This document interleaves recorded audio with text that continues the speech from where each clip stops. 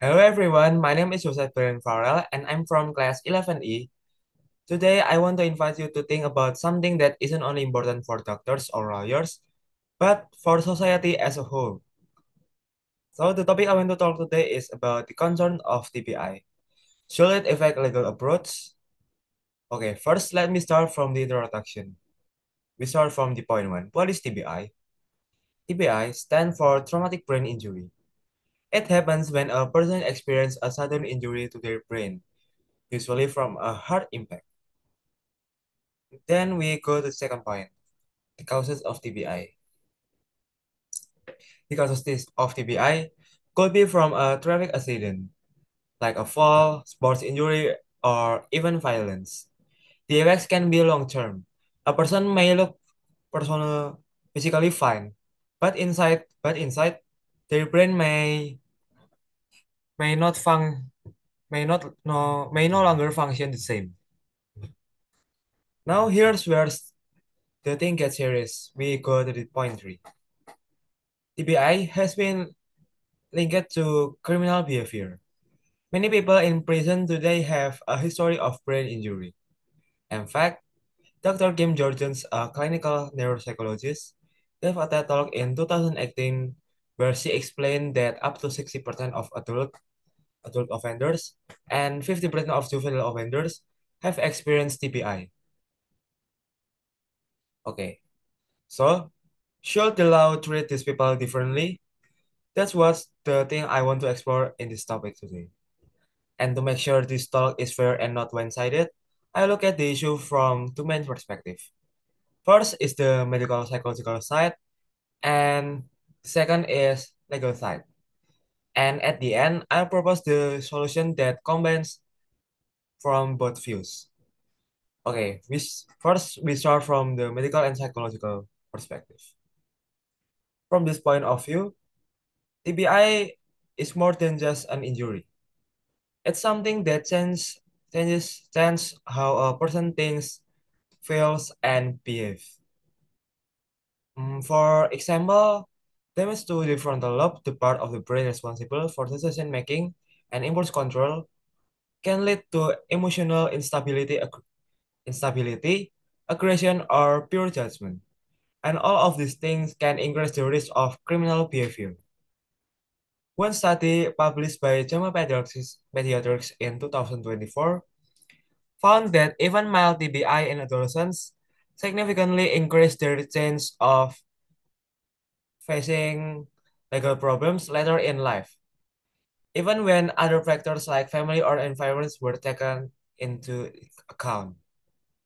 So, if someone's commit to crime after a brain injury, are they truly responsible in the same way as someone without that condition? Or should they be punished or should they be treated? That's the dilemma. Okay, that's the 2 points I provide in medical and psychological perspective. Now let's shift to the legal perspective. From the legal perspective, I provide 2 points. The first point is the impact of TBI on legal behavior, and the second point is weakness of the legal system. Okay, let's start it. The legal system is based on the idea of responsibility. The law assumes that people make conscious choice and that they can tell right from wrong. But with TBI, this line gets blurry. According to O'Brien and Ferguson in 2025, many people with TBI are tried and sentenced many without any medical evaluation. Their memory loss or confusion in court may be misunderstood as dishonesty. Their emotional outbursts may be seen as disrespect. And in the end, they may receive punishment that don't consider at their condition at all. Another weakness is that many legal professionals are not trained to identify or respond to these symptoms of TBI. So what happened is a disconnect between how science understands the brain and how the court handles people. This gap creates unfair outcomes. People with real medical problems are treated like they're simply criminals instead of a patient who needs our help. So what can we do in conclusion? In conclusion, I provide two solutions from the both views.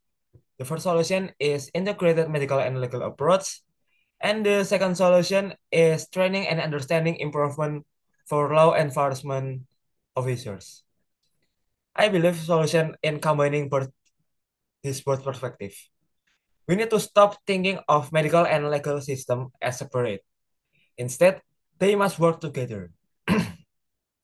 That means including psychological or neurological assessment as part of legal proceedings, providing special rehabilitation programs for offenders with TBI, and most importantly, giving training to judges, lawyers, and police officers so they know how to recognize TBI and handle it properly. This is not about removing responsibility. It's about understanding the context. It's about to make sure that our justice system is not only strong, but also smart and fair. So to close this topic today, I want to remind you of one thing. TBI is invisible. You can't always see it, but its effects are real. And if we want the true justice, not just punishment, we need to take that thing seriously. That's all for me. Thank you.